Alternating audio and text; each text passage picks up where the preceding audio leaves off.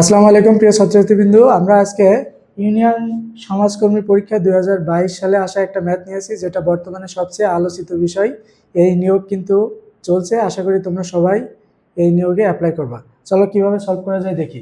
x minus Y is equal to 2 এবং X Y is equal to 24 হলে X plus Y তার whole স্কোয়ারের মান কত? এটা ছোট্ট একটা সূত্র দিয়েই কিন্তু করা সম্ভব। দেখো সবাই কি বলছে, এক্স প্লাস ওয়াই তার হোল স্কোয়ারের মান কত। তাহলে আমরা এক্স প্লাস ওয়াই তার হোল স্কোয়ারের একটা সূত্র ফেলবো। কি ফেলবো?